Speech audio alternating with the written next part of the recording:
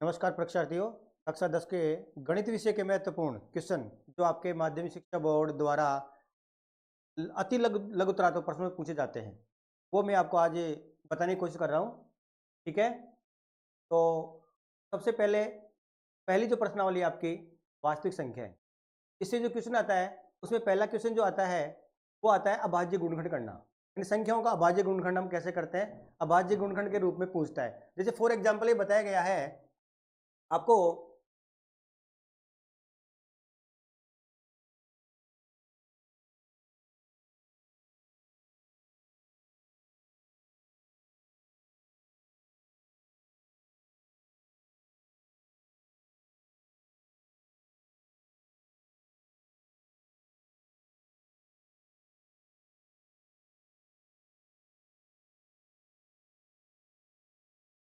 हाँ, जैसे पहला क्वेश्चन है कि 225 के 225 के अभाज्य गुणनखंड करना। ठीक है, अब 225 के अभाज्य गुणनखंड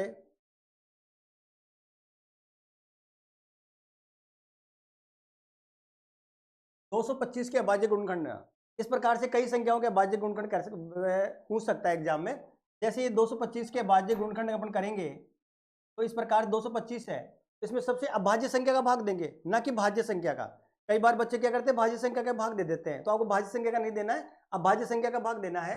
225 में जैसे 3 का भाग जाएगा, 3 सत्ते 21 हो गए, 3 पंजे 15 हो गए, फिर इसमें 3 का जाएगा 25 बार, अब 5 का जाएगा 5 बार और 5 में जाएगा 1 बार। तो इसके अभाज्य गुणनखंड अपने पास आ गए 3 स्क्वायर माइनस मल्टीप्लाई 5 का स्क्वायर। तो ये इस संख्या का यानी कि 225 के अभाज्य गुणनखंड हो गए। ठीक है, इस प्रकार से अन्य संख्याओं के अभाज्य गुणनखंड वो पूछ सकता है। दूसरा प्रश्न जो आता है वो आता है आपके किसी भी संख्या के घातों का योगफल, किसी भी संख्या के घातों का योगफल। जैसे फॉर एग्जांपल इसी के घातों का योगफल पूछेगा तो इसमें घात कितनी है, इस पे 2 घात है, इस पे 2 घात है, तो 2 + 2 बराबर हो गई आपकी 4 घात। तो इस प्रकार से घातों का योग 4 हो गया। तीसरा प्रश्न पूछता है, वो पूछेगा अभाज्य गुणनखंड के रूप में लिखना। तो अभाज्य गुणनखंड के रूप में लिखना और अभाज्य गुणनखंड एक ही बात है, तो ये क्वेश्चन आपका हो गया। इसके बाद में पूछेगा आपको कि निम्न में से अपरिमेय संख्या कौन सी है। तो एक क्वेश्चन ये पूछेगा आपको 4 ऑप्शन देगा जिसमें 3 तो परिमेय होगी, 1 अपरिमेय होगी, या ये भी पूछ सकता है कि निम्न में से परिमेय संख्या कौन सी है। तो उसमें 3 अपरिमेय देगा और 1 परिमेय संख्या देगा। उसके बाद में जो क्वेश्चन बनता है वो बनता है एचसीएफ और एलसीएम का। वो कोई भी आपको 2 संख्याएं देगा या 3 संख्याएं देगा, उसमें से एचसीएफ पूछेगा या एलसीएम पूछेगा। ये क्वेश्चन 100% आपको पूछेगा। इसके बाद में है आपको कोई भी ये संख्या की, जैसे ये क्वेश्चन दे दिया कि यदि a तथा 18 का एलसीएम 36 है तथा a तथा 18 का एलसीएम 2 है तो 1 का मान होगा।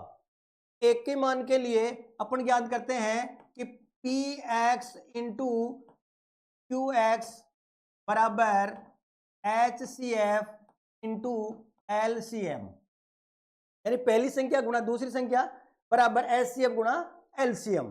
तो इस प्रकार से जैसे पहली संख्या अपने पास इसमें a दे रखी है, a गुणा दूसरी संख्या 18 दे रखी है 18, HCF अपने पास दे रखा है इसका 2 और LCM दे रखा है अपने पास 36। तो यहां पर a की वैल्यू पता करनी है, तो a इक्वल 2 मल्टीप्लाई 36 अपॉन 18, 18 से 36 2 बार डिवाइड हो गया तो a की वैल्यू आ गई 4। तो इस प्रकार से एक क्वेश्चन, या आपको यह भी पूछ सकता है कि एचसीएफ और एलसीएम पूछ करके उसके सत्यता की जांच ही पूछ सकता है। तो इसके लिए वही सूत्र काम में आएगा अपना px गुणा qx बराबर एचसीएफ गुणा एलसीएम। अगला जो क्वेश्चन बनेगा वो बनता है आपके, अब ये पहली प्रश्नावली से एक नंबर के क्वेश्चन थे जो आपके ऑब्जेक्ट टाइप क्वेश्चन आते हैं वो। ठीक है, अब आते हैं सेकंड प्रश्नावली आपकी बहुपद। बहुपद प्रत्येक स्थिति में द्विघात जो बहुपद होता है उसमें शून्यकों की संख्या, द्विघात जो बहुपद होता है ना उसमें शून्यकों की संख्या, तो शून्यकों की संख्या में द्विघात बहुपद के अंदर द्विघात से पता लग रहा है कि उसमें 2 घात है। तो बहुपद में जितनी बड़ी घात होती है, बड़ी से बड़ी घात जो होगी वही शून्यकों की संख्या होगी। तो द्विघात बहुपद में 2 बड़ी घात होती है, तो इसका मतलब शून्यकों की संख्या 2 होगी। अगर त्रिघाती दे दे और फिर पूछे कि त्रिघाती बहुपद दे दिया आपको और पूछेगा शून्यकों की संख्या, उसमें त्रिघाती में 3 होती है, तो इसका मतलब बहुपदों की संख्या हो गई 3। तो जो सबसे बड़ी घात होगी बहुपदों की संख्या वही होगी। एक क्वेश्चन आपको ये पूछ सकता है। इसके बाद में पूछ सकता है द्विघात बहुपद का व्यापक रूप। तो द्विघात बहुपद का जो व्यापक रूप होता है वो होता है ax² plus bx plus c। ये द्विघात बहुपद का व्यापक रूप होता है। इसलिए ये क्वेश्चन 100% जहां तक संभावना है ये क्वेश्चन इस बार जरूर पूछेगा। इसके बाद में अगला क्वेश्चन जो भी बताया था, इससे पहले मैंने इस क्वेश्चन के अंदर इसका सॉल्यूशन बता दिया कि एक त्रिघात बहुपद में अधिक से अधिक शून्यकों की संख्या, त्रिघात बहुपद में, तो इसका त्रिघात पता लग रहा है कि त्रिघात है, 3 घात है, तो 3 घात है, इसका शून्यकों की संख्या भी कितनी होगी? 3 होगी। बस कोई सोल्व करने की कहाँ कोई झंझट नहीं है। इसके बाद में बहुपद 3x² प्लस 4x प्लस 2 में शून्यकों की संख्या बतानी है। केवल शून्यकों की संख्या कितनी होगी, कोई सोल्व नहीं करना, कुछ नहीं करना, सिर्फ शून्यकों की संख्या बतानी है। ऑप्शन में आएगा A B C D 4 option आएंगे, उसमें से आएगा। तो उसमें शून्यकों की संख्या अभी मैंने बताया था कि बहुपद में जो सबसे बड़ी घात होगी वही शून्यकों की संख्या होगी। तो इस बहुपद में सबसे बड़ी घात कितनी है? 2। तो इसका मतलब शून्यकों की संख्या 2। ठीक है। अगर यहाँ पर शून्यों की संख्या जैसे मान लीजिए ये आ गया 3x⁴ प्लस 2x प्लस 6। अब आपसे पूछे कि बताओ इसमें शून्यकों की संख्या कितनी होगी, तो इसमें शून्यकों की संख्या होगी, इसमें घात कितनी आ रही है? 4। तो इसका मतलब शून्यकों की संख्या होगी 4। ठीक है। अब इसके बाद में अगला क्वेश्चन है, अगला क्वेश्चन आ रहा है आपका, अगला क्वेश्चन आ रहा है आपका दूसरी प्रश्नावली से ही है, आपके 2.1 जो प्रश्नावली, उसमें पहले एक ही क्वेश्चन दे रखा है, उसमें दे रखा है एक्स अक्ष में जो अपन वक्र खींचते हैं उस वक्र को किस नाम से जानते हैं। ठीक है। तो ये कह रहा है कि अपन को वक्र को किस नाम से जानते हैं, अपन को वक्र को किस नाम से जानते हैं, तो अपन वक्र को जानते हैं परवलय के नाम से।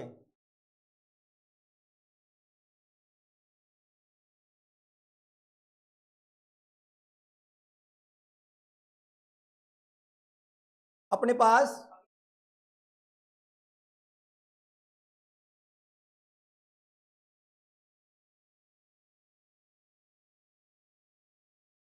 हाँ अपने पास है कि जो वक्र बनते हैं उस वक्र को किस नाम से जानते हैं, तो उस वक्र को पढ़े, अपन उस वक्र को जानते हैं परवलय के नाम से। किस वजह से ना आपके जानते हैं? पर परवलय के नाम से जानते हैं अपन इसको वक्र को। ठीक है। ये कोई भी वक्र बनता है उस वक्र को नाम जानते हैं परवलय के नाम से, तो इसलिए ध्यान रखना ये क्वेश्चन हो सकता है आपके इस बार इंपॉर्टेंट है। फिर इसके बाद में है यदि द्विघात बहुपद ax² plus bx plus c के शून्यक p और q है तो p प्लस q और p गुणा q का मान बताना है। ठीक है। तो p प्लस q का मतलब हो गया शून्यकों का योग, शून्यकों का योग, और शून्यकों का योग क्या आता है? -b/a। ठीक है। फिर आता है पी क्यू यानी कि शून्यकों का गुणनफल, शून्यकों का गुणनफल आता है c/a। ठीक है। इसी प्रकार से जैसे इसका अगला क्वेश्चन देखिए, एक द्विघात बहुपद ज्ञात करना है जिसके शून्यक 4 और 1 है। अब द्विघात पद ज्ञात करने का जो बनाने का जो फॉर्मूला है वो होता है x² माइनस x मल्टीप्लाई शून्यकों का योग अल्फा प्लस बीटा और प्लस अल्फा इंटू बीटा, यानी शून्यकों का गुणनफल। तो यहां पर योग कितना दे रखा है? इसमें योग शून्य दे रखे हैं, न कि योग दे रखा है। अब कई बार परीक्षार्थी जो होते हैं वो या कंफ्यूज हो जाते हैं, वो समझ नहीं पाते कि ये योग दे रखा है या गुणनफल दे रखा है, बल्कि ये सिर्फ शून्य दे रखे हैं, ना तो योग नहीं है, सिर्फ शून्य है ये। तो इसलिए मतलब इसका पहले हमें योग करना पड़ेगा और इसका गुणनफल करना पड़ेगा। तो यहां पर अपने पास आ जाएगा x² माइनस x, अब 4 प्लस 1 और प्लस 4 गुणा 1, तो x² माइनस 5x प्लस 4, ये आपका बहुपद बन गया। इसलिए विशेष ध्यान देना है कि ये शून्यकों का योग दे या केवल शून्य दे। अगर शून्य को योग और गुणनफल दे रखा है वहां तो आपको दिक्कत नहीं होगी, लेकिन अगर आपने शून्य दे दिया तो वहां आपको जरूर दिक्कत होगी, क्योंकि आप डायरेक्ट उनको गुणनफल और योगफल समझ के सोल्व कर दोगे और वो आपका क्वेश्चन गलत हो जाएगा। इसको विशेष ध्यान के पढ़ना है, ध्यान से समझना है।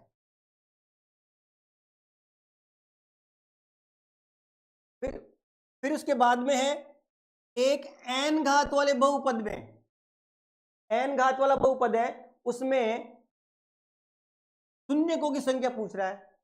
अब घात नहीं दे रखी, 2 घात है, 4 घात है, 5 घात है, कोई घात नहीं दे रखी, सिर्फ घात दे रखी है n, तो इसका मतलब शून्यकों की संख्या भी n। ठीक है, सीधा सा सिंपल सा तरीका है। इसके बाद में बहुपद x square minus 6x plus 7 में शून्यकों का योगफल और गुणनफल बताना है। अभी मैंने बताया था यहाँ पर कि शून्यकों का योगफल होता है माइनस बी अपॉन ए और शून्य का गुणनफल होता है सी अपॉन ए। तो यहाँ पर अपने पास ये जो वैल्यू x का गुणांक है वो तो आता है b, और ये जो अचर पद है वो आता है c। तो यहाँ पर अपने पास आ जाएगा माइनस और माइनस 6 अपॉन ए आता है x का गुणांक, x का गुणांक यहाँ पर है 1, तो माइनस माइनस क्या बन जाता है प्लस, प्लस अपॉन 1, तो क्या आ गया 6। तो शून्यकों का योगफल तो आ गया 6, और गुणनफल पूछ रहा है तो गुणनफल अपने पास आता है c अपॉन ए, तो c की वैल्यू है 7 और अपॉन 1, तो गुणनफल आ गया इसका 7। तो इस प्रकार से आपको आगे इस समीकरण 3x, अब ये तीसरी प्रश्न से आ गया आपके 2 चर वाली जो समीकरण है उससे 3x माइनस 9y बराबर 17 में यदि x बराबर 0 हो तो y का मान पूछ रहा है ये। ठीक है, अब x की वैल्यू 0, तो अपन को क्या करना है, इस समीकरण के अंदर जो 3x माइनस 9y बराबर 17 है, इसमें x बराबर 0 है तो x की वैल्यू 0 रखनी है। तो 3 इंटू 0 माइनस 9y बराबर 17, तो किसी भी संख्या को 0 से मल्टीप्लाई करते हैं तो उसका मान जो होता है वो 0 होता है। तो ये 0 बराबर माइनस 9y बराबर 17, 0 की कोई वैल्यू होती नहीं है, तो 9y बराबर 17 और y की वैल्यू होगी 17/9। ठीक है, अब इसके बाद अगला क्वेश्चन है, एक संख्या x का दुगना y से 24 अधिक है तो इस वाक्य को प्रकट करने वाला समीकरण लिखिए। ठीक है, अब इसको समीकरण लिखना है, तो ये प्रश्न आपको जरूर आता है। ठीक है, अब यदि x का दुगना y से 24 अधिक है तो ये x का दुगना 2y हो गया। अब किससे अधिक है, y से कितना अधिक है 24, तो ये बराबर हो गया y प्लस 24। क्या आपका दिया वो समीकरण बनाना है, y को इधर ले आएंगे तो हो जाएगा 2x माइनस वाई बराबर 24। ठीक है, इसके बाद में है आपको यदि किसी संख्या में इकाइकांक a तो दहाइकांक b हो तो संख्या होती है। अब देखो इसमें संख्या 2 अंकों की जो संख्या होती है ना, इसमें 2 अंक आते हैं केवल, वो जो संख्या बनती है वो बनती है 10 गुणा दहाई प्लस इकाई से। 2 अंकों की कोई भी संख्या होती है वो 10 गुणा दहाई प्लस इकाई से बनती है। अब इसके बाद में जैसे यहां पर इकाइकांक दे रखा है a और दहाइकांक दे रखा है b, तो यहां पर दहाइकांक b है तो 10b प्लस इकाइकांक a है तो a, तो अपने पास संख्या आ गई 10b प्लस a। इस प्रकार से अगला क्वेश्चन समीकरण युग्म की प्रकृति बतानी है। इसमें ये प्रश्न इस बार एग्जाम में 100%, 100 में से 100% आएगा। ठीक है, अब प्रकृति बतानी है तो प्रकृति के लिए आपने पढ़ोगे 3 प्रतिबंध होते हैं। ठीक है, एक फर्स्ट प्रतिबंध होता है a1 बटा a2 बराबर b1 बटा b2 बराबर c1 बटा c2। अगर ये प्रतिबंध आ रहा है तो इसका मतलब इसकी जो प्रकृति होगी उसमें जो इसके हल होंगे वो होगा, अगर ये तीनों इक्वल आ रहे हैं तो उसका जो हल होगा वो होगा अनंत। ठीक है, और इसकी जो रेखाएं होगी वो होगी समपाती और ये होगा संगत। ठीक है, ये अब कई बार क्या होता है केवल एक ही पूछ लेता है, कि बताओ इसका हल कौन सा होगा। कई बार ये बताओ इसकी रेखाएं कैसी होगी, या कई बार पूछ लेता है कि ये संगत है या असंगत। तो अगर तीनों इक्वल आ रहे हैं तो ये संगत भी होगा, रेखाएं इसकी समपाती होगी, और अनंत हल होंगे या अनेक हल होंगे। इसके बाद में दूसरा जो आता है वो आता है A1 बटा A2 बराबर B1 बटा B2 और नॉट इजकल टू C1 बटा C2। यानी इसमें कोई भी दो बराबर आएंगे और एक अलग आएगा, तो इसका मतलब इसका जो निकाय होगा वो असंगत होगा। ठीक है, असंगत होगा, और इसकी जो रेखाएं होगी वो समांतर होगी, इसकी रेखाएं समांतर होगी। ठीक है, और इसका कोई हल नहीं होगा, का कोई हल नहीं होगा। ठीक है, तीसरा जो बनता है वो बनता है A1 बटा A2 not is equal to B1 बटा B2 not is equal to C1 बटा C2। तो ये क्वेश्चन अब इसमें तीनों ही बराबर नहीं है, तो इसका मतलब ये संगत होगा, जो निकाय आपका होगा वो संगत होगा, इसकी रेखाएं होगी वो प्रतिच्छेदी होगी, यानी जब इनकी अपन ग्राफ बनाएंगे तो वो एक दूसरे को क्रॉस करेगी। और तीसरा जो होगा इसका हल होगा वो अद्वितीय हल होगा, यानी जो आंसर आएगा ना एक्स और वाई की वैल्यू, उसके अलावा कोई दूसरा नहीं आएगा, केवल वही आंसर होगा, इसलिए अद्वितीय हल होगा इसका। तो ये ध्यान रखना है तीनों आपको, 1 2 3। ठीक है, इनसे तीनों से कोई भी एक क्वेश्चन पूछ सकता है, या पूछ लेता है कई बार इसमें आपको कहीं पर भी के या पी का मान देगा और के या पी का मान पूछ लेगा, तो वो भी इसी तरीके से हल होगा। ठीक है, अगला क्वेश्चन है आपका, 2 अंकों की संख्या होती है। अब सिर्फ 2 अंकों की संख्या पूछी क्या होती है। अब 2 अंकों की संख्या तो 10 से लेकर 99 तक होती है, लेकिन ये पूछ रहा है सिर्फ 2 अंकों की संख्या होगी। तो 2 अंकों की संख्या भी बताई थी मैंने, ये वाली 10 गुणा दाई प्लस इकाई, बस 2 अंकों की संख्या यही होती है।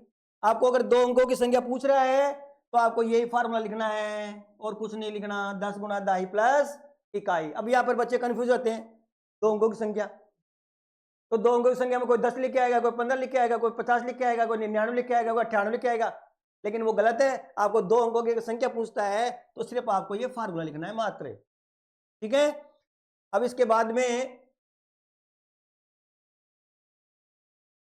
अगला जो क्वेश्चन है आपका,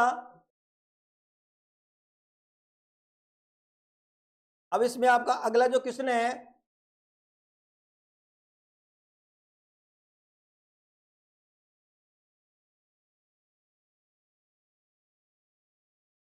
अगला जो क्वेश्चन है आपका 3x प्लस 2y बराबर 11 को संतुष्ट करने वाला युग्म है। यानी आपको ऑप्शन में आएगा इसमें x और y की क्या वैल्यू रखें, x और y की क्या वैल्यू रखें 11 आ जाए, तो वो आपको ऑप्शन में देगा। क्योंकि आपको ऑप्शन में देगा तो a जैसे ऐसे ब्रैकेट में देगा 2 3। अब पहली जो वैल्यू आएगी वो x की आएगी, दूसरी जो वैल्यू आएगी वो y की आएगी, तो आपको दोनों वैल्यू यहाँ x की जगह ये रखना है, ठीक है, और इसकी जगह ये रखना है। जैसे मान लीजिए एक ऑप्शन ये दे दिया, दूसरा ये दे दिया 3 2। अब यहाँ x की वैल्यू 3 है, y की वैल्यू 2 है। ठीक है, तो अगर इस समीकरण में अपन 3x प्लस 2y बराबर 11, तो यहाँ x की वैल्यू 3 है, तो यहाँ x की जगह 3 रख देंगे, तो 3 इंटू 3 हो जाएगा, प्लस 2 इंटू वाई की वैल्यू 2 है तो 2 रख देंगे। अब ये 11 आना चाहिए इसको सोल्व करने पर, तो 3 को 3 से गुणा करेंगे तो 9, 2 को 2 से गुणा करेंगे तो 4, अब 9 और 4 ये 13 हो गया, इसका मतलब ये ऑप्शन गलत है आपका। समझ आ गई बात। तो इसलिए आपको ध्यान रखना है, ऑप्शन को देख करके आपको सोल्व उसको करना है। अगला है 7 पेंसिल और 5 पेन का कुल मूल्य 29 है। 29 रुपए, तो इसका बीजगणितीय रूप, बीजगणितीय रूप का मतलब होता है समीकरण में बताना, बीजगणित रूप का मतलब समीकरण में बनाना। तो अब पेंसिल है, पेंसिल का मूल्य हमने x रुपए मान लिए, और पेन है, पेन का मूल्य हमने y रुपए मान लिए। अब हमारे पास कितने पेन है, 7 पेंसिल है, पेंसिल का मूल्य हमने x माना, तो 7 पेंसिल का मूल्य हो गया 7x, और 5 पेन है तो पेन का मूल्य y माना, तो 5 पेन का मूल्य हो गया 5y। अब दोनों का कुल मूल्य 29 है, तो ये प्लस और इक्वल कर देंगे 29। ये आपका बीजगणितीय रूप हो गया, समीकरण बन गया। ठीक है, इसके बाद में अगला क्वेश्चन। अब आपका अगला क्वेश्चन आ रहा है प्रश्न नंबर 4 से, द्विघात समीकरण से।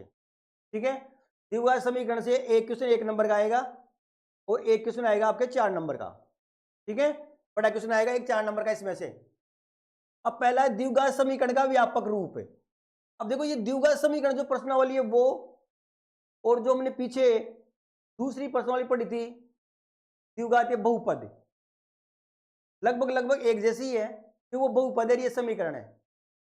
अब यहां पर द्विघात समीकरण है तो व्यापक रूप वही जो बहुपद का व्यापक रूप था वही द्विघात समीकरण का व्यापक रूप आएगा, ax square plus bx plus c। ये तो हो गया आपका द्विघात बहुपद। और अगर समीकरण बनाना है तो इसके बराबर लगा देंगे 0, तो ये बन गया आपका द्विघात समीकरण। ये द्विघात समीकरण है, अगर बराबर 0 हटा देंगे तो ये ax square plus bx plus c, ये द्विघात बहुपद है। ये तो द्विघात बहुपद है और ये द्विघात समीकरण है। दोनों में एक ही अंतर है कि समीकरण में पता है वो दो पक्ष होते हैं, दायां पक्ष और बायां पक्ष, इसलिए समीकरण ये और ये बहुपद है। ठीक है, तो बहुपद का व्यापक रूप ये है, वो बहुपद का व्यापक रूप है और समीकरण का व्यापक रूप ये है। सॉरी, अब इसके बाद में द्विघाती सूत्र लिखो, ये प्रश्न 100% आएगा। द्विघाती सूत्र लिखो, ये जरूर आएगा। तो द्विघाती सूत्र क्या होता है? इस द्विघाती सूत्र को हम श्रीधर आचार्य सूत्र भी कहते हैं। ठीक है, अगर द्विघाती सूत्र या श्रीधर आचार्य सूत्र पूछता है, ठीक है, अगर द्विघाती सूत्र अगर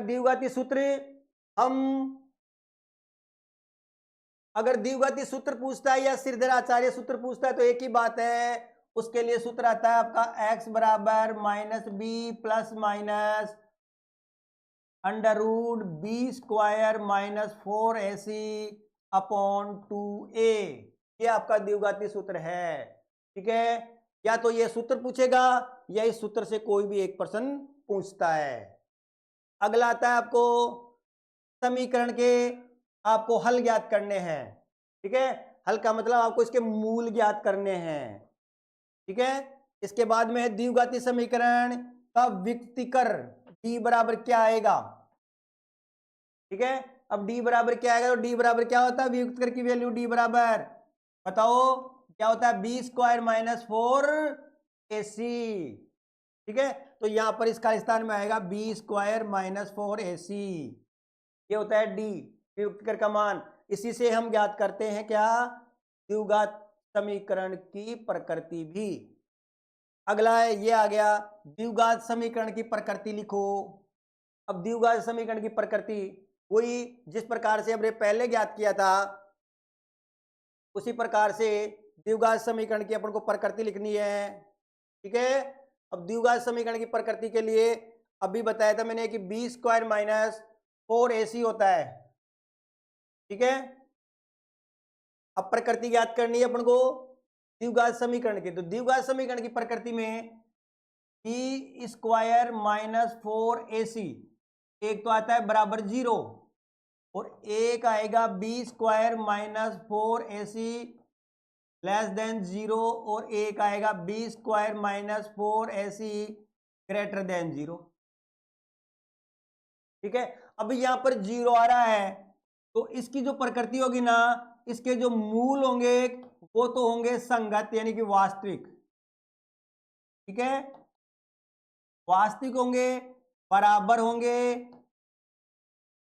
ठीक है, इसी प्रकार से इसमें अब इसका मान है वो शून्य से बड़ा आ रहा है, इसका मान यानी शून्य छोटा है, इसका मान ये शून्य से बड़ा आ रहा है।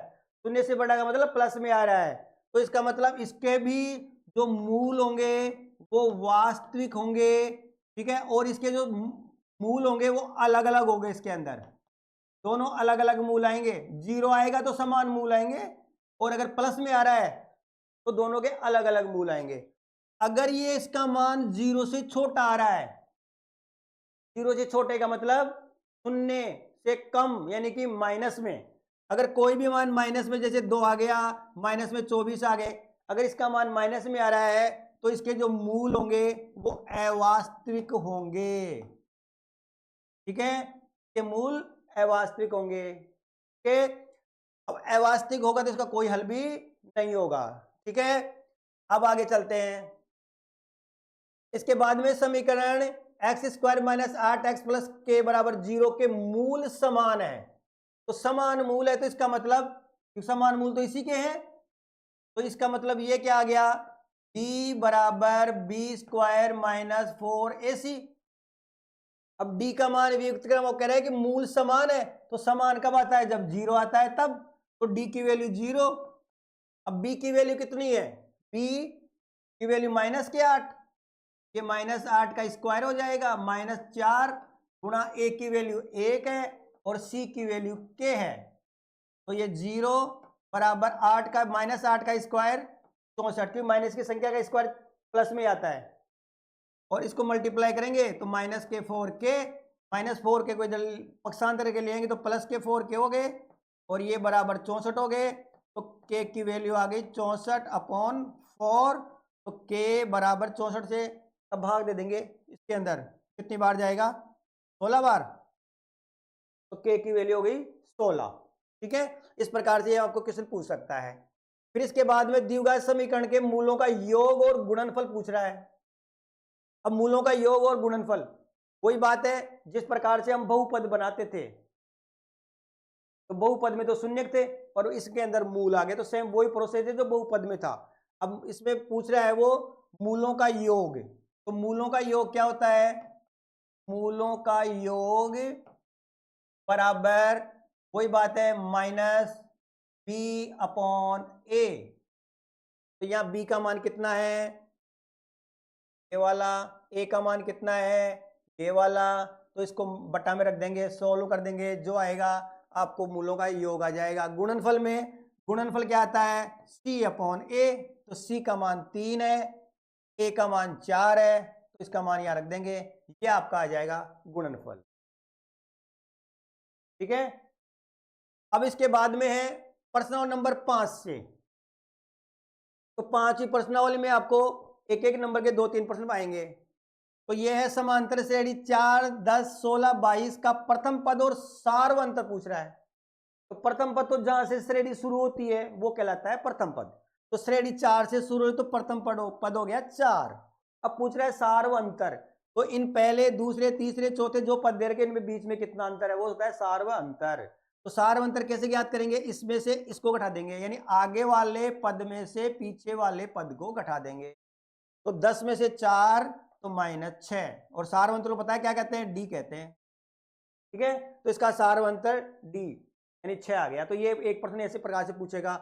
इसके बाद में है 3 के प्रथम 5 गुणजों का योगफल, यानी 3 के प्रथम 5 गुणजों का योगफल। अब देखिए गुणज भी कह देता है कभी बार, और कई बार भाज्य भी कह देता है, तो गुणज और भाज्य आ जाए एक ही बात है।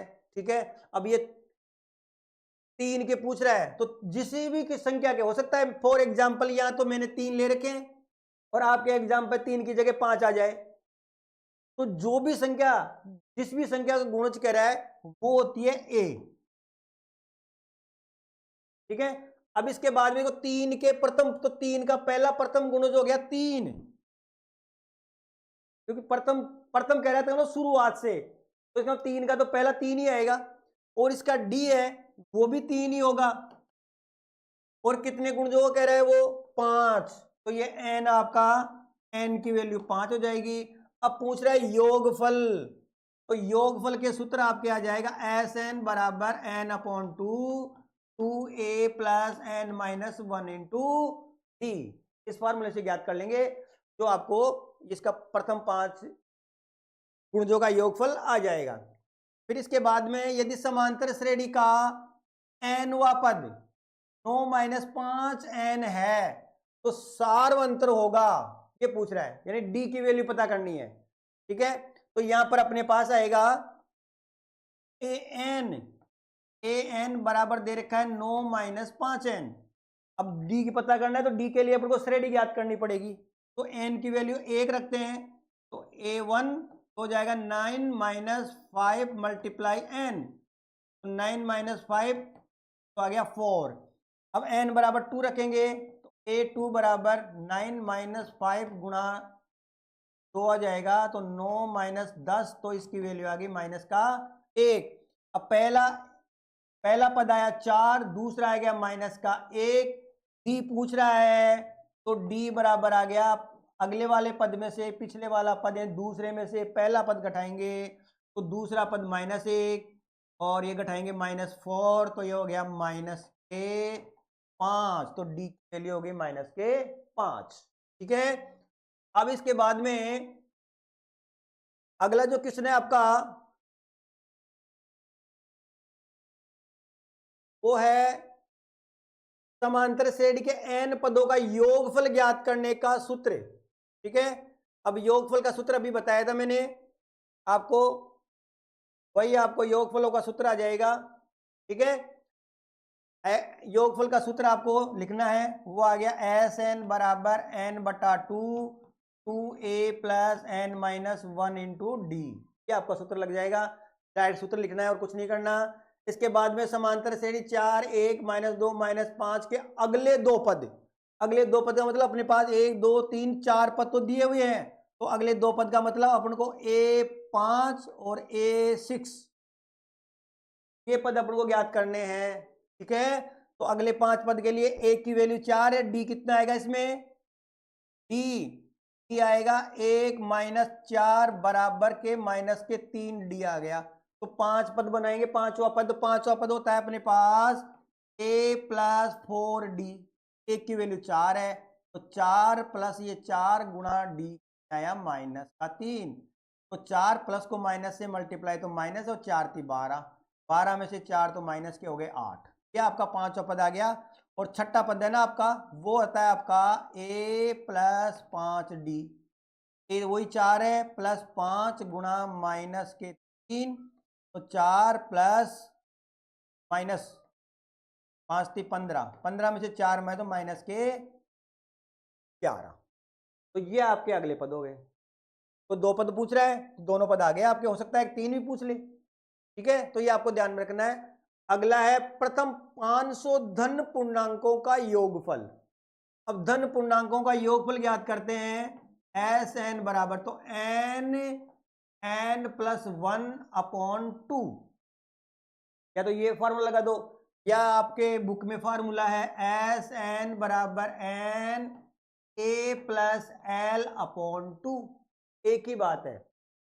ठीक है, एन अपने पास कितना दे रखा है, 500 दे रखा है, तो ये 500 प्लस 1 बटा 2, 500 से 2 कट गए, 250 बार, तो 250 इंटू 500 और 1 दोनों को मल्टीप्लाई कर देंगे, जो भी आएगा इनका योग आ जाएगा। वही बात इसमें है, n का 500 हो गया, a 1 हो गया, l 500 हो गया बटा 2 हो गया। ठीक है, सेम वही प्रोसेस है। इसके बाद में प्रश्नावली 6.1 कॉल करनी है। देखिए अब यहां पर मैंने सिर्फ 6.1 लिखी है, उसके क्वेश्चन नहीं लिखे, क्योंकि छठी जो प्रश्नावली है आपकी त्रिभुज, उसमें से एक क्वेश्चन आता है 1 नंबर का, खालिस्तान में आएगा। जो आपके दूसरा प्रश्न आएगा, खालिस्तान के 6 प्रश्न आते हैं, उसमें से एक प्रश्न दूसरी प्रश्नावली से आएगा। तो इस पहली प्रश्नावली के अंदर 5 या 4-5 क्वेश्चन जो भी दे रखे हैं वो केवल खालिस्तान के दे रखे हैं, इसलिए उसको आपको याद करना है, खालिस्तानों को भरना है, याद करना है। ठीक है, उनमें से 100% 6.1 में से एक क्वेश्चन 100 में से 100% पूछेगा। फिर इसके बाद में समरूपता के नियम। ठीक है, अब एक तो होता है सर्वांग सम और एक होता है समरूप। तो यह समरूप अपने जो प्रश्नावली छठी में है वो है समरूपता, सर्वांग समता नहीं है, सिर्फ समरूपता है। तो समरूपता के मुख्यतः 3 नियम होते हैं। एक नियम तो होता है आपका एस एस एस, दूसरा होता है एस ए एस, और तीसरा होता है ए। अब एस एस नियम क्या होता है, कभी एग्जाम में पूछ भी लेता है ये, एस एस नियम लिखो। तो एस एस नियम को हम कहते हैं भुजा भुजा नियम भी कहते हैं, भुजा भुजा और भुजा। अब लिखो तो कैसे लिखेंगे कि किसी एक त्रिभुज की तीनों भुजाएं दूसरे त्रिभुज की तीनों संगत भुजाओं के समानुपाती होती है। समान नहीं, समानुपाती। ऐसे नियम है कि किसी त्रिभुज की दो भुजा और उसके मध्य का कोण दूसरे त्रिभुज की संगत दोनों भुजाएं समानुपाती होगी और मध्य का कोण बराबर होगा। तीसरा है ए नियम, यानी कोण कोण कोण नियम। इस नियम को हम समकोणिक नियम भी कहते हैं। समकोणिक नियम भी कहते हैं। कई बार एग्जाम में पूछता है समकोणिक नियम लिखो या समकोणिक नियम बताइए या समकोणिक नियम से आप क्या समझते हैं।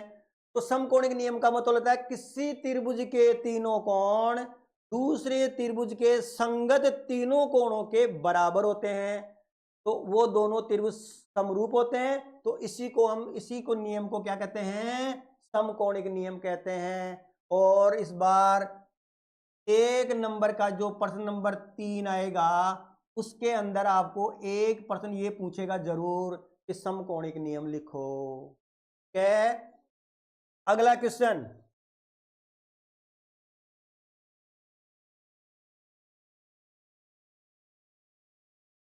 अब ये देखो, ये नियम मैंने बता भी दिया, ये भी आ गया आपका। ठीक है, अब ये नियम आपका आ गया कि समकोणिक नियम बताइए। तो अभी बता दिया मैंने आपको समकोणिक नियम के बारे में।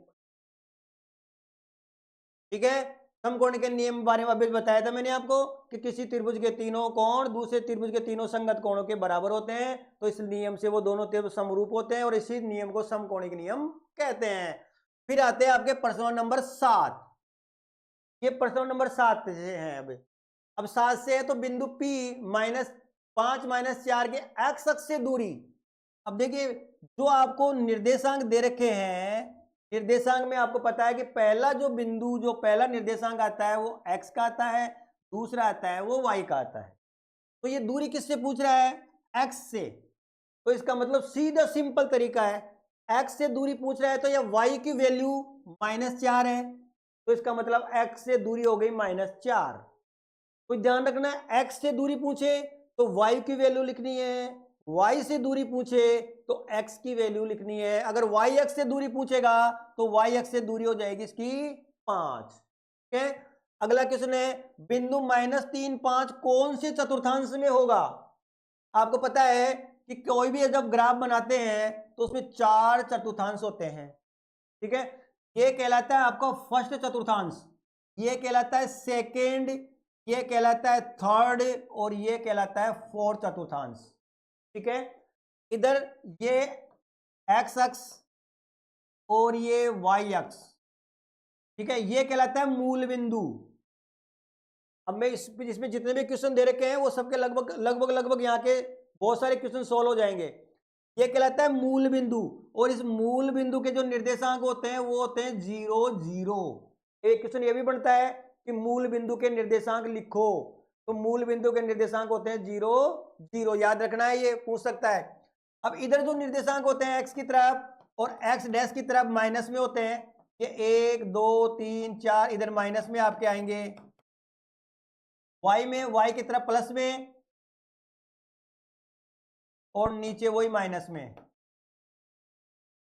ठीक है, अब इसके बाद में जब कोई भी निर्देशांक पूछे जैसे 3 5, अब आपको ये देखना है कि अगर दोनों निर्देशांक, सीधी सी बात है, आपको उसके सिर्फ चिन्ह देखने हैं कि वो साइन क्या है, इनके प्लस में है कि माइनस में है। अगर दोनों साइन प्लस प्लस में है तो वो आएंगे आपके प्रथम चतुर्थांश में। अगर पहले के यानी x के साइन माइनस में और दूसरा प्लस में है तो वो आएंगे दूसरे निर्देशांक सेकंड चतुर्थांश में। अगर दोनों ही माइनस में हैं तो वो आएंगे थर्ड चतुर्थांश में, और यदि पहला प्लस में और दूसरा माइनस में है तो वो आएंगे चौथे चतुर्थांश में। ध्यान रखना है। अब इसमें यहां पर अपना पहला माइनस का है दूसरा प्लस का है, तो पहला माइनस का दूसरा प्लस का, इसका मतलब कौन से चतुर्थांश में, द्वितीय चतुर्थांश में आएगा। अगर दोनों प्लस में है, जैसे फॉर एग्जांपल ये 3 और 5 है, अब दोनों प्लस में है तो इसका मतलब ये प्रथम में जाएगा। अगर इसको माइनस कर दें तो 3 - 5 है, अब दूसरा माइनस का आ गया पहला प्लस का आ गया, तो इसका मतलब ये चौथे में जाएगा। और अगर दोनों ही माइनस के कर दें तो इसका मतलब वो थर्ड में आएगा। लेकिन अगर मान लो इसमें से किसी एक की वैल्यू 0 आ जाए, 1 की वैल्यू शून्य आ जाए, जैसे आ गया 0 3। अब ये आपसे पूछ ले ये कौन सी कहां पर स्थित होगा। अब 0 और 3 आप कहोगे सर दोनों प्लस में है तो ये तो प्रथम में जाएगा, लेकिन प्रथम में नहीं जाएगा। क्यों? क्योंकि x की वैल्यू 0 है, तो x की वैल्यू 0 है और y की वैल्यू 3 है, तो इसका मतलब ये जाएगा y अक्ष पर। कौन से अक्ष पे जाएगा? y अक्ष पे, यहां आएगा ये चतुर्थांश में नहीं जाएगा, ना प्रथम में जाएगा, ना द्वितीय में, ना तृतीय में, ना चतुर्थांश में। ये कौन से में जाएगा? केवल अक्ष के ऊपर जाएगा। तो ये अगर y की वैल्यू दे रखी है तो ये y पे जाएगा, और अगर मान लो ये ऐसे देता 3 0, अब x की वैल्यू आ गई तो इसका मतलब ये x अक्ष पर जाता, प्लस में तो इधर आ जाता, माइनस में होता तो इधर आता। ठीक है, तो ये ध्यान रखना है, ये पूछ सकता है। इसके बाद में आता है आपको x अक्ष पर स्थित किसी बिंदु की कोटि। अब x अक्ष पर जैसे बताया मैंने, x अक्ष पे ये आ रहा है, तो ये x अक्ष के मान को तो कहते हैं अपन भुज, x अक्ष के मान को भुज कहते हैं, और y अक्ष को मान को कहते हैं कोटि। तो जो x अक्ष पे जाएगा उसकी कोटि होगी 0, x अक्ष पे आएगा उसकी कोटि होगी 0, और y अक्ष पर अगर आएगा तो उसका भुज होगा 0। अब मूल बिंदु के निर्देशांक जो बताए थे मैंने, 0 0 होता है। किसी के प्रमुख शीर्ष 4 5 और 3 2 है, तो इसके विकर्ण की लंबाई पूछ रहा है। ठीक है, अब विकर्ण की लंबाई, तो विकर्ण की लंबाई का मतलब दो बिंदुओं के बीच की दूरी का फॉर्मूला लगेगा आपको, x2 माइनस x1 का whole square plus y2 minus y1 का होल स्क्वायर अंडर रूट में। ठीक है, ये फॉर्मूले से होगा आपका जो भी आएगा, दो बिंदुओं के बीच की दूरी, दूरी कोई लंबाई कहते हैं, लंबाई कोई दूरी कहते हैं, ऊंचाई को भी दूरी कहते हैं। इसके बाद में मूल बिंदु से बिंदु 3 4 की दूरी ज्ञात करना है। मूल बिंदु, तो मूल बिंदु के कोऑर्डिनेट निर्देशांक नहीं दिए हुए, तो मूल बिंदु के निर्देशांक बताया था मैंने 0 0 होते हैं, और 3 4 के बीच की दूरी ज्ञात करना है, तो दूरी के लिए वही फॉर्मूला आपका लागू होगा। फिर इसके बाद बिंदु 4 -3 और 8 5 को मिलाने वाले रेखाखंड और 3 1 में अंत विभाजन करने वाले बिंदु के निर्देशांक ज्ञात करने हैं। ठीक है, अब अंत विभाजन सूत्र को अपन लगाएंगे यहाँ पर। ठीक है, अब यहाँ पर अपन को अंत विभाजन सूत्र लगाना है, तो अंत विभाजन सूत्र अपन को के लिए कौन सा आता है? अंत विभाजन सूत्र क्या आता है अपने पास? x बराबर x2 m1 plus x1 m2 upon m1 plus m2। ठीक है, और y बराबर आता है y2 m1 plus y1 m2 बटा m1 प्लस m2। इस फॉर्मूले से ये आपका प्रश्न जो है वो सॉल्व हो जाएगा, क्योंकि ये आपका x1 हो गया, ये y1 हो गया, ये x2 हो गया, ये y2 हो गया, और जो अनुपात है वो अनुपात आपका आता है m1 और m2। तो पहला m1 हो गया 3, m2 हो गया 1। इस फार्मूले में लिख देंगे, जो भी x और y के कोऑर्डिनेट निर्देशांक आएंगे वो उस बिंदु के निर्देशांक आ जाएंगे। अगला है निर्देशांक 4 3 में भुज और कोटि। अभी बताया था मैंने कि भुज किसे कहते हैं और कोटि कौन से कहते हैं। तो भुज तो कहते हैं अपन x अक्ष को, जो x अक्ष होता है उसे कहते हैं भुज, और कोटि जो होती है वो कहते हैं y अक्ष को। ठीक है, यानी y का जो वैल्यू है वो तो कोटि कहलाएगी, x का वैल्यू वो भुज कहलाएगा। तो यहाँ x की वैल्यू 4 है तो इसका मतलब भुज 4 हो गया, y की वैल्यू 3 है इसका मतलब कोटि 3 हो गया। अगला है दो बिंदुओं 0 कोस थीटा और 0 साइन थीटा के मध्य दूरी ज्ञात करनी है। तो मध्य दूरी का फार्मूला अभी बताया था कौन सा? x2 माइनस x1 का whole square plus y2 minus y1 का होल स्क्वायर।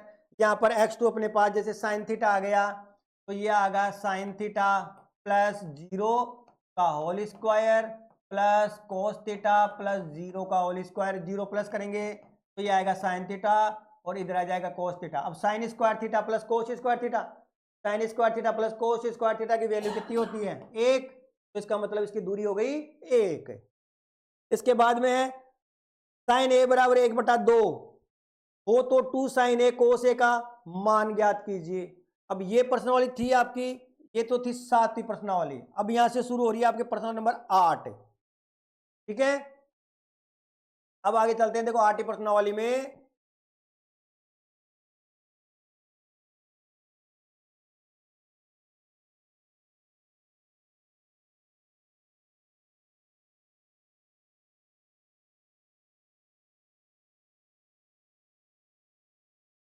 8 प्रश्न वाली में आपका ये सवाल है साइन ए बराबर 1/2 तो 2 साइन ए कोस ए का मान ज्ञात करना है। ठीक है, अब साइन ए, अब देखो साइन ए तो त्रिकोणमितीय अनुपात आपको पता है कि त्रिकोणमिति चलती समकोण त्रिभुज पर है, तो समकोण त्रिभुज पे चलती है तो साइन बराबर होता है आपका लंब बटा कर्ण। ठीक है, तो इसका मतलब अपने पास लंब तो 1 है और कर्ण 2 है, तो तीसरी भुजा आधार नहीं है, तो इसका पहले आधार ज्ञात करेंगे। तो आधार ज्ञात करने के लिए कर्ण स्क्वायर बराबर आधार स्क्वायर प्लस लंब स्क्वायर, तो कर्ण अपने पास 1 है, वो 2 है, 2 का स्क्वायर, आधार नहीं है अपने पास, आधार को अपन ए मान लेते हैं, लंब अपने पास 1 है, तो 1 का स्क्वायर, 2 का स्क्वायर 4 हो गया बराबर, और ये ए स्क्वायर प्लस 1, 1 को इधर लाएंगे तो 4 माइनस 1 बराबर ए स्क्वायर, तो ये हो गया 3 बराबर ए स्क्वायर, तो ए बराबर आ गया √3। अब ए बराबर √3 आ गया, तो अपने पास पूछ रहा है साइन ए, तो साइन ए का मान तो अपने को दे रखा है 1/2, कोस कोस का मान ज्ञात करना है, तो कोस ए, कोस बराबर होता है आधार बटा कर्ण, आधार अपने पास आ गया √3 और कर्ण अपने पास है 2, तो कोस ए का मान ये आ गया। अब इसमें मान रख देंगे 2 गुणा साइन, साइन का मान 1/2, फिर है गुणा कोस, कोस का मान आ गया √3/2, ये 2 से 2 कट गया, मल्टीप्लाई कर देंगे तो 3/2 इसकी वैल्यू हो गई। इसी प्रकार है 2 साइन स्क्वायर 60 और कोस 60 डिग्री का मान ज्ञात करना है, तो यहाँ पर साइन 60 का और कोस 60 का मान लिखना है। ठीक है, और जो भी आएगा उसको सोल्व कर देंगे तो आपका का मान आ जाएगा। ठीक है,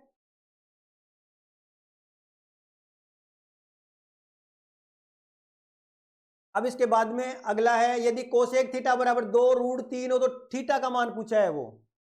ठीक है, तो अब कोसेक थीटा में 2 √3 कितने का मान होता है उसका वैल्यू पता करनी है आपको। टेन स्क्वायर 60 डिग्री का मान कितना होता है वो पता करना है। 5 cosec square theta minus 5 ten square theta का मान लिखना है। अब इसके अंदर देखो 5 कॉमन आ गया और यहाँ पर बच गया अपने पास sec square theta minus ten square theta. अब 5 सेक माइनस 10 बराबर होता है 1, तो 5 को मल्टीप्लाई करेंगे 1 से तो 5, तो इसकी वैल्यू हो गई 5। इसी प्रकार त्रिकोणमितीय अनुपात में टेन ए को सेक ए के पदों में लिखिए। अब देखिए इस बार ये जो क्वेश्चन है ना आपका, इस बार बिल्कुल 100% एग्जाम में आएगा ये। क्यों? क्योंकि ये हरदम पूछता है इस तरीके से। तो ये टेन ए को सेक ए के पदों में लिखना है। हो सकता है मैंने फॉर एग्जाम्पल 10 को सेक में दिया है, हो सकता है आपको एग्जाम में 10 को सेक में ना पूछकर 10 को कोट में पूछ ले, 10 को साइन में पूछ ले, या सेक को 10 के पदों में पूछ ले, तो वो आपको लिखना है। जैसे मान लीजिए अब मैं आपको फॉर एग्जाम्पल 10 ए को सेक ए बदल के बता रहा हूं, तो ये आपको पता है कि 10 स्क्वायर ए माइनस सेक स्क्वायर ए बराबर होता है 1। तो 10 स्क्वायर ए बराबर जाएगा 1 प्लस सेक स्क्वायर ए, इसका रूट ले लेंगे तो ये आ जाएगा, वर्गमूल लेंगे तो 10 ए बराबर आ जाएगा √1 प्लस सेक स्क्वायर ए। ये 10 बदल गया आपका सेक में।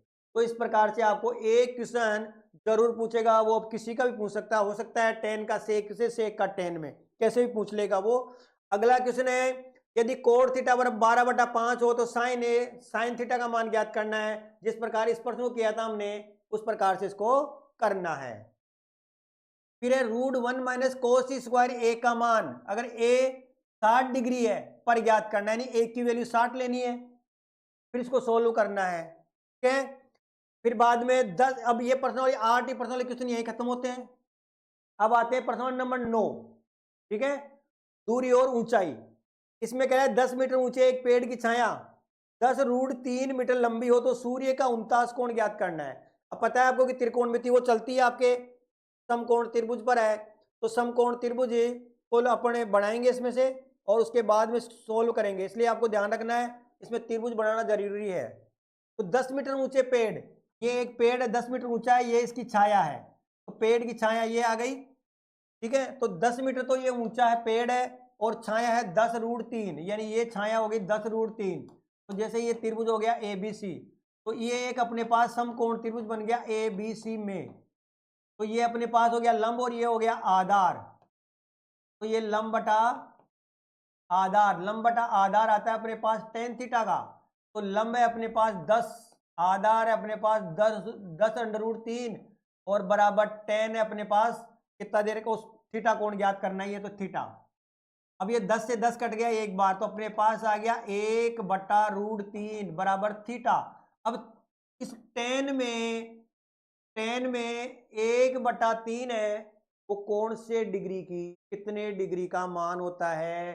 तो 1/3 है, वो 30 डिग्री का मान होता है। इसका मतलब थीटा की वैल्यू कितनी? 30 डिग्री आएगी। इसी प्रकार अगला क्वेश्चन है, किसी मीनार की छाया उसकी ऊंचाई के बराबर है। छाया और ऊंचाई बराबर है जब किसी भी समकोण त्रिभुज में, जब ये लंब और ये आधार दोनों बराबर होते हैं, तो उसमें जो ये थीटा कोण बनता है वो 45 डिग्री का बनता है। कोई यहाँ सोल्व करने की कोई जरूरत नहीं है। तो यहाँ पर आ गया किसी मीनार की छाया और ऊंचाई बराबर है, जिसका मतलब उन्नयन कोण कितने का बनेगा? 45 डिग्री का बनेगा। ओके, आगे चलते हैं।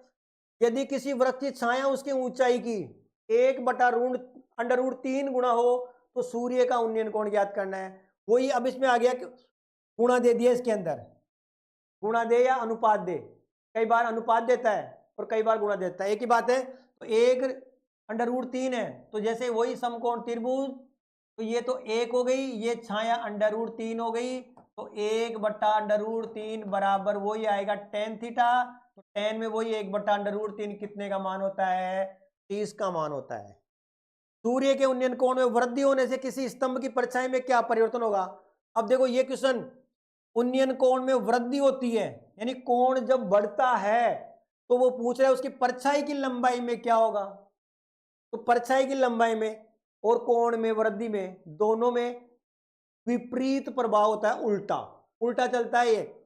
यानी जब वृद्धि होती है ना तो परछाई की लंबाई कम होती है, और जब परछाई की लंबाई कम होती है तो कोण में वृद्धि होती है, या कोण में कमी होती है तो लंबाई में वृद्धि होती है।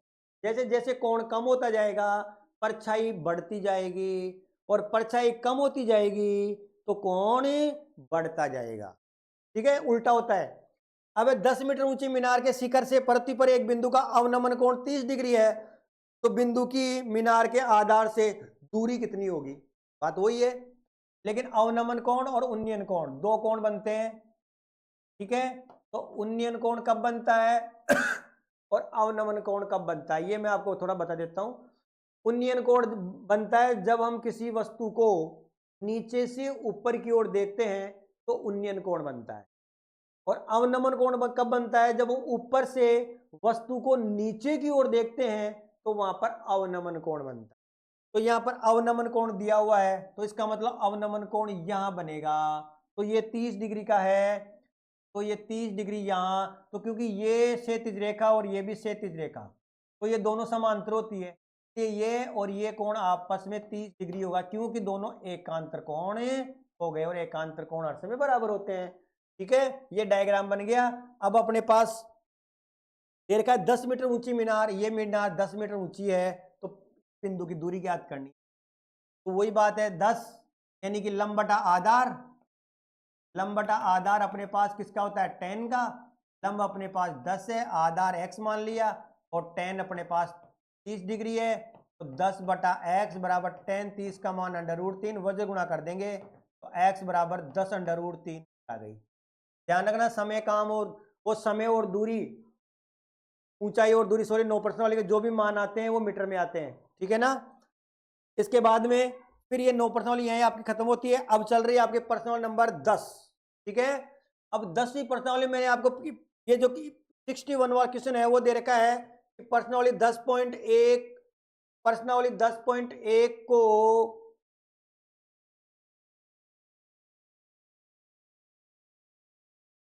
हल कीजिए या तैयार कीजिए। तो आपकी 10वीं जो प्रश्न वाली है 10.1, वो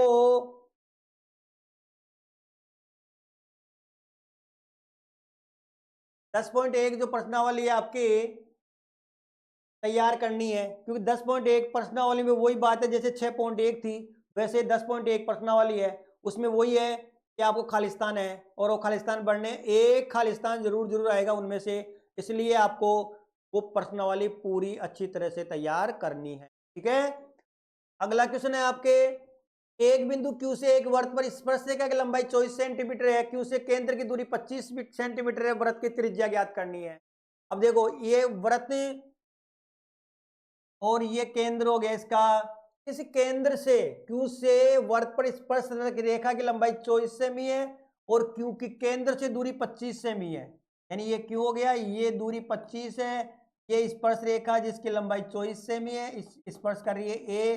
अब ये एक 90 डिग्री का एंगल बनता है, क्योंकि आपको पता है कि त्रिज्या और स्पर्श रेखा एक दूसरे पर लंबवत होती है, तो यहाँ पर 90 डिग्री का कोण बन गया, तो इसलिए मुझे समकोण त्रिभुज बन गया। ये जो अब आपको ध्यान में रखना है, हो सकता है किसी प्रश्न में केंद्र से दूरी पूछ ले, किसी प्रश्न में स्पर्श रेखा की लंबाई पूछ ले और किसी में त्रिज्या पूछ ले, तो जैसे अपने पास यहाँ पर वृत्त की त्रिज्या पूछा है, ठीक है, तो त्रिज्या पूछा है तो वही फार्मूला अपने पास आता है बोधायन प्रमेय, पाइथागोरन त्रिक संख्या है जिसमें ज्ञात करते हैं अपन कर्ण स्क्वायर बराबर वो वाला, कर्ण स्क्वायर बराबर आधार स्क्वायर प्लस लंब स्क्वायर।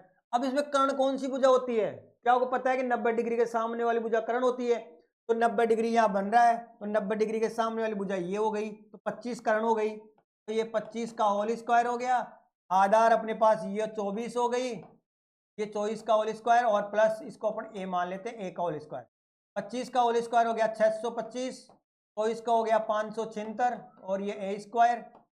अब 625 में से 576 घटा देंगे तो बराबर ए स्क्वायर आ जाएगा, ठीक है, और ये आ जाएगा अपने पास 576 तो कितना आएगा 9 और ये 49 आ जाएगा, बराबर आ जाएगा ए स्क्वायर, दोनों का वर्गमूल ले लेंगे तो 7 आ जाएगा, त्रिज्या इसकी कितनी आ जाएगी 7।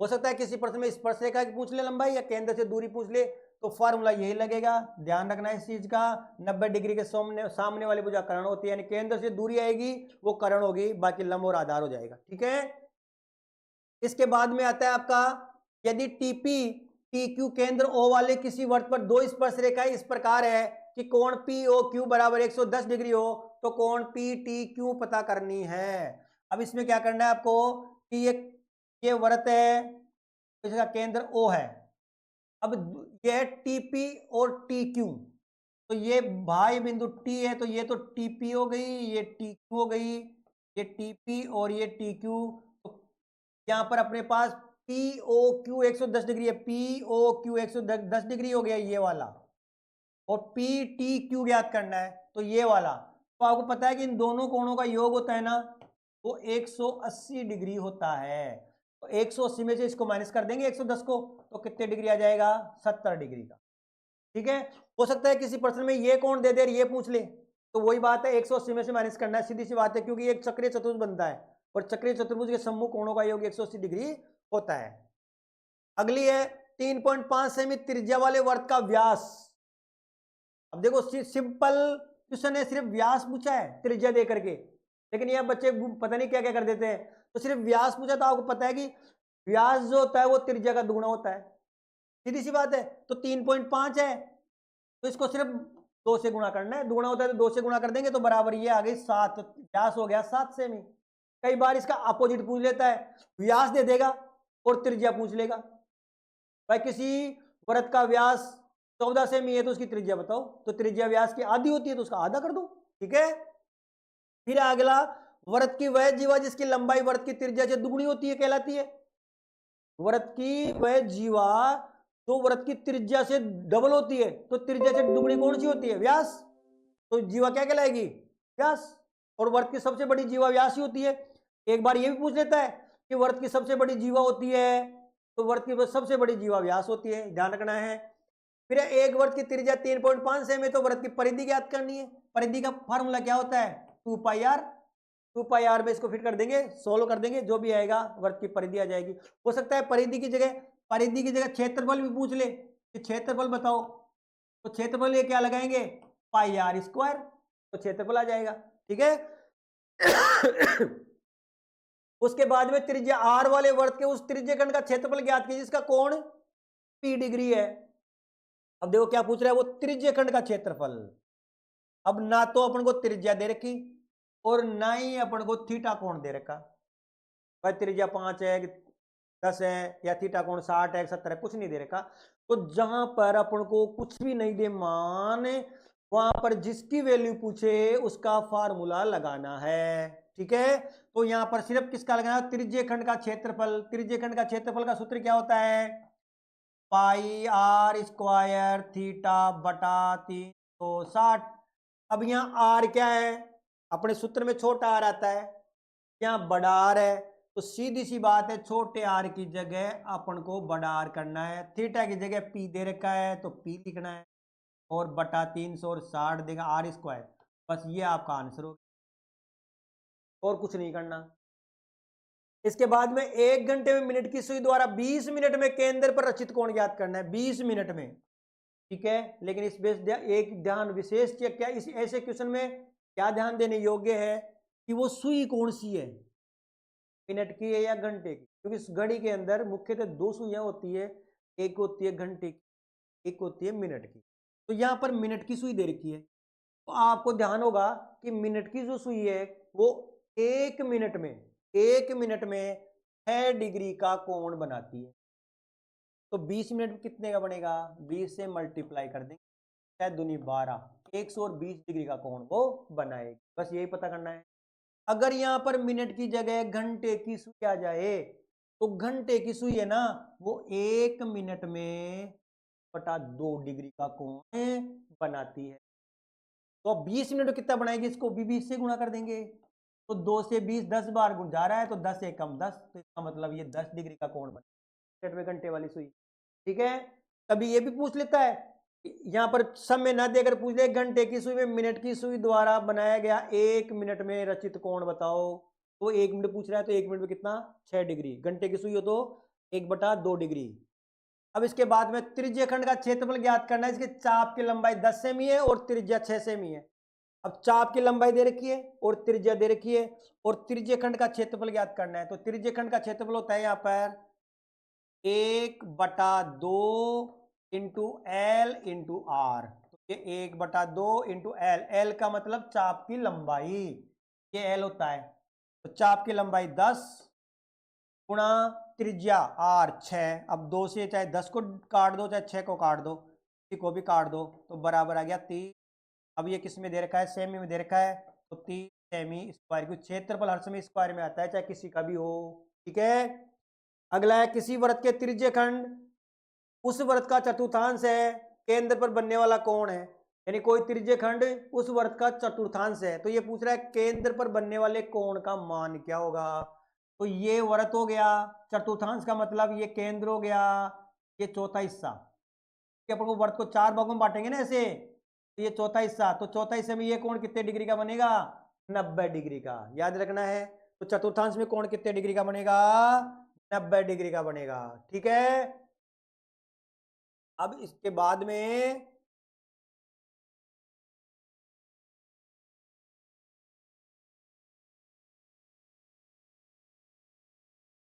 आपका आ गया प्रश्न नंबर 12 से। ठीक है, एक ठोस अर्धगोले का कुल पृष्ठीय क्षेत्रफल होता है। अब देखिए, अर्धगोला दे दिया और कुल पृष्ठीय क्षेत्रफल पूछ लिया, कुछ भी नहीं दिया हुआ, ना तो उस अर्धगोले की त्रिज्या दी हुई है, ना व्यास दिया हुआ है, कुछ भी दिया हुआ नहीं है। तो इसका मतलब उसका अर्धगोले का कुल पृष्ठीय क्षेत्रफल का सिर्फ फार्मूला लगाना है आपको। ठीक है, इसके बाद में 12 पाई सेमी क्यूब आयतन वाले गोले की त्रिज्या। अब आयतन दे दिया, गोला दे दिया, और त्रिज्या पूछ रहा है। तो किसी भी प्रश्न में अगर आयतन दे दे, क्षेत्रफल दे दे, ठीक है, और आपको उसकी त्रिज्या पूछ ले, ऊंचाई पूछ ले, तो जो दे रखा है ना उसका फार्मूला लगा दो। तो यहां पर गोले का आयतन दे रखा है, तो गोले का आयतन का फार्मूला लगा दो। गोले का आयतन होता है 4/3 पाई आर क्यूब, और ये कितना दे रखा है, 12 पाई, तो ये हो गया आपको इक्वल 12 पाई। ठीक है, अब आर क्यूब बराबर याद करना है, तो ये 4/3 पाई बच गया, इसको इसमें बटा कर दो, तो 12 पाई बटा 4 पाई, ये बटा वाले 3 नीचे वाले ऊपर चले तो पाई से पाई कट गया, 4 से 12 3 बार कट गया, तो आर स्क्वायर बराबर हो गया 3 गुणा 3 9, 9 की वैल्यू होती है 3, तो आर बराबर कितनी, 9 कर देंगे, आर बराबर कितना हो गया 3, तो त्रिज्या हो गई 3 की। ठीक है, अब आगे देखो, नहीं आए, हाँ 12 क्यूब, क्यूब क्यूब याद करना है, ये क्यूब क्यूब आएगा तो इसे नो रूट क्यूब रूट घनमूल 3 आएगा। ठीक है, इस पर नहीं है। अगला, एक बेलन के आधार की त्रिज्या 14 सेमी, ऊंचाई 10 सेमी है, तो बेलन का वक्र पृष्ठ क्षेत्रफल याद करना है। अब वक्र पृष्ठ क्षेत्रफल सूत्र क्या होता है, बेलन का वक्र पृष्ठ, बेलन का वक्र पृष्ठीय क्षेत्रफल क्या होता है 2 पाई आर एच। ठीक है, तो अपने पास ये आ गया 2 पाई का मान 22/7, आर अपने पास है 14 और एच अपने पास है 10। इसको सॉल्व कर देंगे तो भी आएगा आपको बेलन का वक्र पृष्ठीय क्षेत्रफल आ जाएगा। एक घन का संपूर्ण पृष्ठीय क्षेत्रफल 1014 वर्ग मीटर है। घन की भुजा ज्ञात करनी है। अब घन की भुजा ज्ञात करनी है तो संपूर्ण पृष्ठीय क्षेत्रफल दे रखा है, तो घन का संपूर्ण पृष्ठीय क्षेत्रफल का सूत्र लगा देंगे। क्या होता है, अरे घन का संपूर्ण पृष्ठीय क्षेत्रफल का सूत्र क्या होता है 6 गुणा भुजा स्क्वायर, यही होता है। इसके बराबर दे रखा है अपन को 1014 मीटर स्क्वायर। अब ये आ जाएगा तो भुजा ज्ञात करेंगे, तो भुजा स्क्वायर बराबर 6 का इसमें भाग दे देंगे 1014/6, तो भुजा स्क्वायर बराबर 6 का भाग देंगे तो 6 एकम 6 और 6 चौका 24, 6 पंजे 30।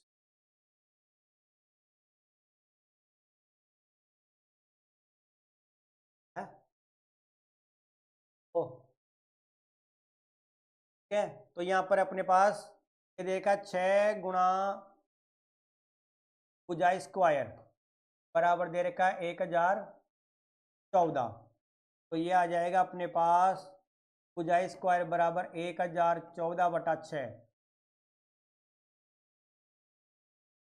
6 का इससे डिवाइड कर देंगे तो ये आएगा, और उसका क्या ले लेंगे अपने पास वर्गमूल ले लेंगे, तो 6 एकम 6, 4 बच गए 41 का 36, 6 नाम 54, 169 आ गया। क्या आ गया भुजा स्क्वायर बराबर। अब भुजा ज्ञात करेंगे तो ये रूट आ जाएगा 169, 169 का रूट कितना आता है 13, तो इसका मतलब भुजा आ गई इसकी 13 सेंटीमीटर। ठीक है, अब हो सकता है एग्जाम में यहाँ पर 1014 की जगह और संख्या दे दे। फिर दो गोलों की त्रिज्या क्रमश है 2r, क्या आ गया r, r तथा 2r है तो उसका आयतन ज्ञात करना है। ठीक है, दो गोलों की त्रिज्या r तथा 2r, उसका आयतन ज्ञात करना है। अब गोलों की त्रिज्या का अनुपात ज्ञात करना है, तो अनुपात के लिए पहले गोले का आयतन, देखो पहले गोले का आयतन बटा दूसरे गोले का आयतन।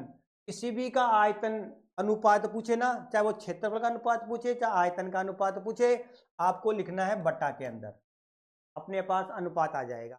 अब गोले का आयतन, गोले का आयतन क्या होता है पाई आर, इस पहले गोलों की त्रिज्या है, गोले का आयतन 4/3 पाई आर क्यूब। ठीक है, 4/3 पाई आर क्यूब बटा 4/3 पाई आर क्यूब। अब दोनों सेम है तो पहले गोले की त्रिज्या को r1 मान लेते हैं, दूसरे गोले की त्रिज्या को r2 मान लेते हैं, तो ये 4/3 से 4/3 कट जाएगा, पाई से पाई कट जाएगा, अपने पास बच गया r1 क्यूब बटा r2 क्यूब। अब r1 का मान तो अपने पास 1r है, यहाँ पर r ये केवल 1r है, तो ये हो गया 1 का क्यूब और ये हो गया 2 का क्यूब, तो 1 का क्यूब 1, 2 का क्यूब 8, तो अनुपात आ गया 1/8। इसी प्रकार से यदि एक बेलन की ऊंचाई 11 सेमी है तथा उसका वक्र पृष्ठीय क्षेत्रफल 9668 सेमी स्क्वायर है, तो बेलन की त्रिज्या ज्ञात कीजिए। अब देखिए वही बात है, हमें दे दिया बेलन का वक्र पृष्ठ क्षेत्रफल, बेलन है तो बेलन का वक्र पृष्ठ क्षेत्रफल होता है 2πr/h के बराबर दे दिया 968 सेमी स्क्वायर। और बेलन की त्रिज्या पूछा है तो ये 2 गुणा पाई का मान 22/7 r ऊंचाई दे रखी है 11 बराबर 968। आर याद करना है, आर बराबर हो जाएगा 968/2 × 22 बटा वाले 7 आ जाते हैं ऊपर और ये आ जाएंगे 11। अब इसको काट देंगे, जो भी आएगा आपकी आर आ जाएगी। ठीक है, इस प्रकार आपके ये प्रश्न हो गए प्रश्न नंबर 12 तक। ठीक है, यानी जिनके पास न्यू बुक है उसमें 12 तक हो गए और जिनके पास पुरानी बुक है वो 13 तक हो गए। अब इसके बाद में आपके आती है प्रश्नावली नंबर, ठीक है, अब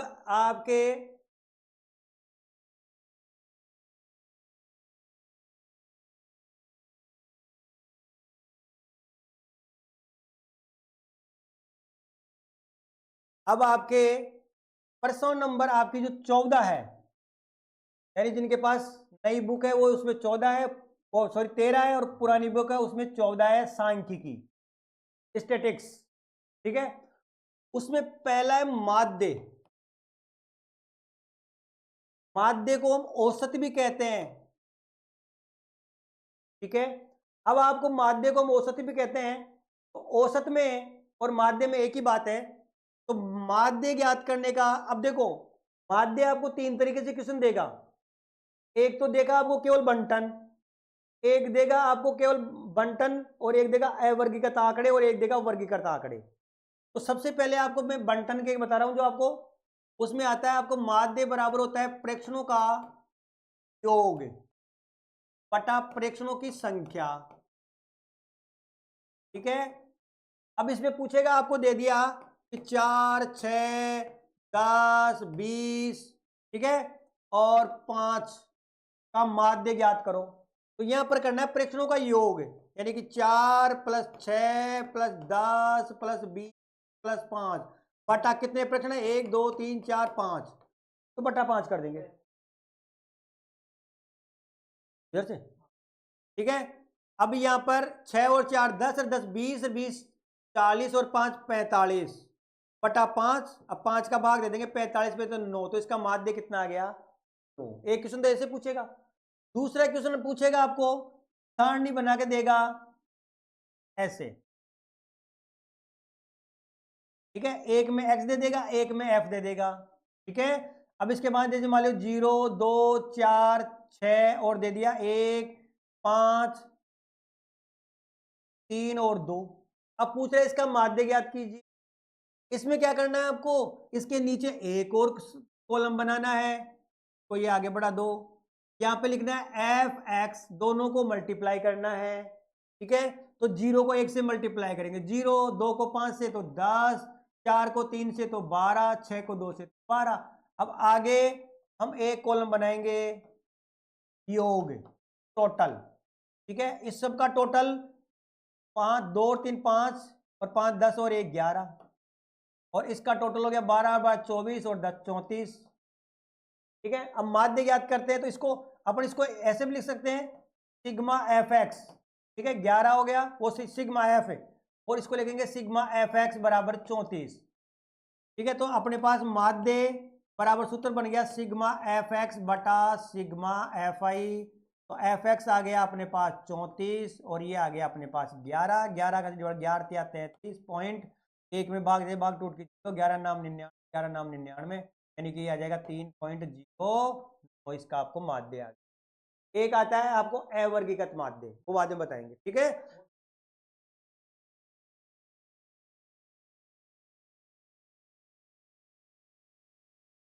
ठीक है, अब इसके बाद में क्या करना है आपको, इसके बाद में आता है आपका बहुलक। ठीक है, बहुलक जिसको हम कहते हैं जेड, जेड से व्यक्त करते हैं, वैसे अंग्रेजी में कहते हैं इसको मोड। अब बहुलक आ गया, तो बहुलक में आपको सिर्फ लगा बहु, बहु यानी बहुत अधिक, सबसे ज्यादा, जो आंकड़ा सबसे ज्यादा बार आ रहा है वही बहुलक कहलाएगा।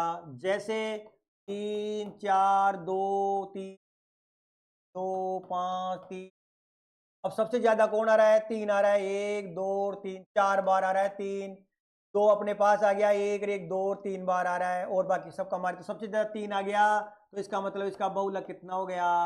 3 हो गया। ठीक है, इसके बाद में बहुलक फिर आपको वही एक वर्गीकृत में देगा, ऐसे सारणी बना करके।